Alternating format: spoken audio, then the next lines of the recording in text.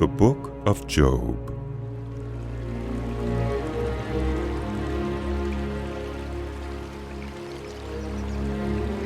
In the land of Uz there lived a man whose name was Job. This man was blameless and upright. He feared God and shunned evil. He had 7 sons and 3 daughters, and he owned 7,000 sheep, 3,000 camels, 500 yoke of oxen, and 500 donkeys, and had a large number of servants. He was the greatest man among all the people of the East. His sons used to hold feasts in their homes on their birthdays, and they would invite their 3 sisters to eat and drink with them. When a period of feasting had run its course, Job would make arrangements for them to be purified. Early in the morning he would sacrifice a burnt offering for each of them, thinking, "Perhaps my children have sinned and cursed God in their hearts." This was Job's regular custom. One day the angels came to present themselves before the Lord, and Satan also came with them. The Lord said to Satan, "Where have you come from?" Satan answered the Lord, "From roaming through the earth, and going back and forth in it." Then the Lord said to Satan, "Have you considered my servant Job? There is no one on earth like him. He is blameless and upright, a man who fears God and shuns evil." Does Job fear God for nothing? Satan replied, Have you not put a hedge around him and his household, and everything he has? You have blessed the work of his hands, so that his flocks and herds are spread throughout the land. But now stretch out your hand and strike everything he has, and he will surely curse you to your face. The Lord said to Satan, "Very well then. Everything he has is in your power. But on the man himself, do not lay a finger." Then Satan went out from the presence of the Lord. One day when Job's sons and daughters were feasting and drinking wine at the oldest brother's house, a messenger came to Job and said, "The oxen were plowing, and the donkeys were grazing nearby, and the Sabaeans attacked and made off with them. They put the servants to the sword, and I am the only one who has escaped to tell you." While he was still speaking, another messenger came and said, "The fire of God fell from the sky and burned up the sheep and the servants, and I am the only one who has escaped to tell you." While he was still speaking, another messenger came and said, "The Chaldeans formed 3 raiding parties and swept down on your camels and made off with them. They put the servants to the sword, and I am the only one who has escaped to tell you." While he was still speaking, yet another messenger came and said, "Your sons and daughters were feasting and drinking wine at the oldest brother's house, when suddenly a mighty wind swept in from the desert and struck the 4 corners of the house. It collapsed on them, and they're dead, and I'm the only one who has escaped to tell you." At this, Job got up and tore his robe and shaved his head. Then he fell to the ground in worship and said, "Naked I came from my mother's womb, and naked I will depart.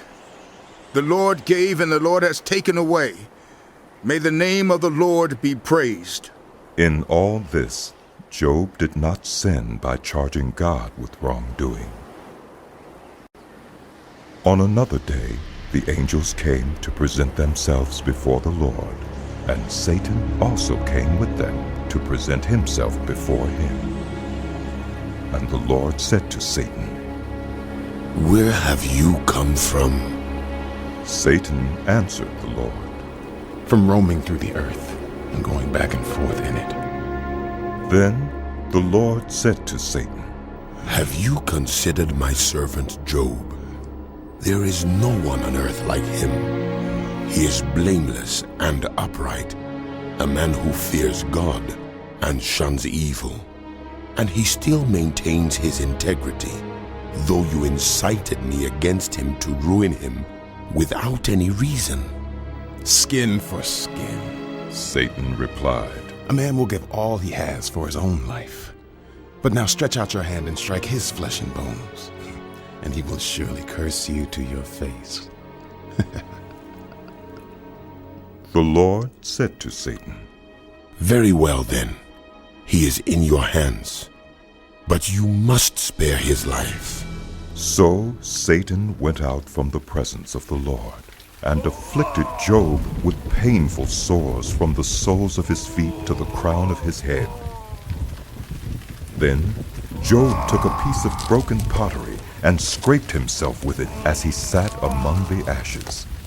His wife said to him, Are you still maintaining your integrity? Curse God and die. He replied, You are talking like a foolish woman. Shall we accept good from God and not trouble? In all this, Job did not sin in what he said. When Job's 3 friends, Eliphaz the Temanite, Bildad the Shuhite, and Zophar the Naamathite, heard about all the troubles that had come upon him, they set out from their homes and met together by agreement to go and sympathize with him and comfort him. When they saw him from a distance, they could hardly recognize him. They began to weep aloud, and they tore their robes and sprinkled dust on their heads. Then they sat on the ground with him for 7 days and 7 nights. No one said a word to him, because they saw how great his suffering was. After this, Job opened his mouth and cursed the day of his birth. He said, May the day of my birth perish, and the night that said a boy is conceived. That day may it turn to darkness. May God above not care about it. May no light shine on it. May gloom and utter darkness claim it once more. May a cloud settle over it. May blackness overwhelm it. That night, may thick darkness seize it. May it not be included among the days of the year, nor be entered in any of the months. May that night be barren. May no shout of joy be heard in it. May those who curse days curse that day. Those who are ready to rouse Leviathan, may its morning stars become dark. May it wait for daylight in vain and not see the first rays of dawn. For it did not shut the doors of the womb on me to hide trouble from my eyes. Why did I not perish at birth and die as I came from the womb? Why were there knees to receive me and breasts that I might be nursed? Now I would be lying down in peace. I would be asleep and at rest with kings and rulers of the earth. Good for themselves places now lying in ruins, with princes who had gold, who filled their houses with silver. Why was I not hidden away in the ground like a stillborn child, like an infant who never saw the light of day? There the wicked cease from turmoil, and there the weary are at rest. Captives also enjoy their ease. They no longer hear the slave drivers shout. The small and the great are there, and the slaves are free from their owners. Why is light given to those in misery, and life to the bitter of soul, to those who long for death that does not come, who search for it more than for hidden treasure, who are filled with gladness and rejoice when they reach the grave? Why is life given to a man whose way is hidden, whom God has hedged in? The sighing has become my daily food. My groans pour out like water. What I feared has come upon me. What I dreaded has happened to me. I have no peace, no quietness. I have no rest, but only turmoil. Then Eliphaz the Temanite replied, If someone ventures a word with you, will you be impatient? But who can keep from speaking? Think how you have instructed many, how you have strengthened feeble hands. Your words have supported those who stumbled. You have strengthened faltering knees. But now trouble comes to you, and you are discouraged. It strikes you, and you are dismayed. Should not your piety be your confidence, and your blameless ways your hope? Consider now, who, being innocent, has ever perished? Where were the upright ever destroyed? As I have observed, those who plow evil and those who sow trouble reap it. At the breath of God they perish. At the blast of his anger they are no more. The lions may roar and growl, yet the teeth of the great lions are broken. The lion perishes for lack of prey, and the cubs of the lioness are scattered. A word was secretly brought to me. My ears caught a whisper of it. Amid disquieting dreams in the night, when deep sleep falls on people, fear and trembling seized me and made all my bones shake. A spirit glided past my face, and the hair on my body stood on end. It stopped, but I could not tell what it was. A form stood before my eyes, and I heard a hushed voice. Can a mortal be more righteous than God?